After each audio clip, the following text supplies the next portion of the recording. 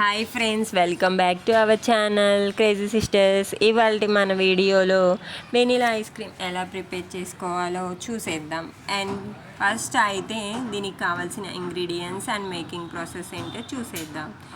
ఇక్కడ నేను 1/2 litre milk అయితే యాడ్ చేసుకున్నాను. ఒక బౌల్లోకి మిల్క్ తీసుకొని ఇవి బాగా కాచుకోవాలి. కాచుకున్న తర్వాత ఒక సపరేట్ బౌల్లోకి కొంచెం మిల్క్ యాడ్ చేసుకోవాలి. యాడ్ చేసుకొని మిల్క్ పౌడర్ అండ్ కార్న్ఫ్లోర్ ఒక స్పూన్.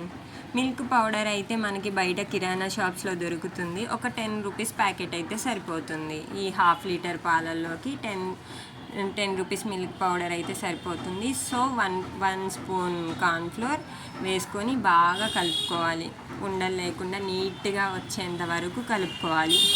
ఇలా కలుపుకున్న తర్వాత కాచిన పాలని మళ్ళా కాచుతూ కొంచెం కొంచెంగా ఇప్పుడు కలిపెట్టుకున్నాం కదా milk powder and cornflour milk, so అవి కొంచెం కొంచెంగా వేస్తూ కలుపుకుంటూ ఉండాలి. ఇలా కలపడం వల్ల ఏంటంటే మనకి అడుగు అంటకుండా నీట్గా వస్తుంది. సో మనం నీట్గా కలుపుకుంటూ కొంచెం కొంచెంగా యాడ్ చేస్తూ కలుపుకోవాలి. సో అలా కలుపుకున్న తర్వాత ఈ మిల్క్ అనేది థిక్గా వచ్చేంత వరకు కలుపుతూనే ఉండాలి. చూస్తున్నారు కదా, ఇలా కొంచెం కలిపిన తర్వాత ఇప్పుడు మనకు టేస్ట్కి సరిపడా షుగర్ అయితే యాడ్ చేసుకోవాలి.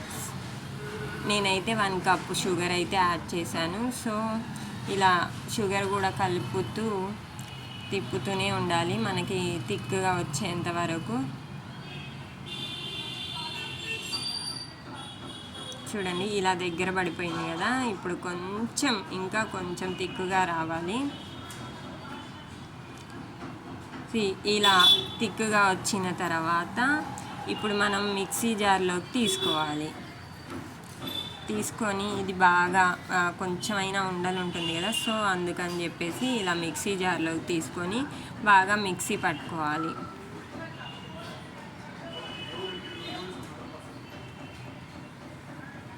ఇలా మిక్సీ పట్టాక మన దగ్గర ఉన్న డ్రై ఫ్రూట్స్ కొంచెం యాడ్ చేసుకోవాలి. కాజు, బాదం ఇలా యాడ్ చేసుకోవాలి.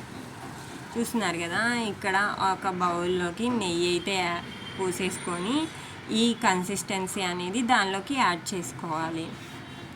కొంచెం ఇలాచీ కూడా యాడ్ చేసుకోండి, ఫ్లేవర్ బాగుంటుంది.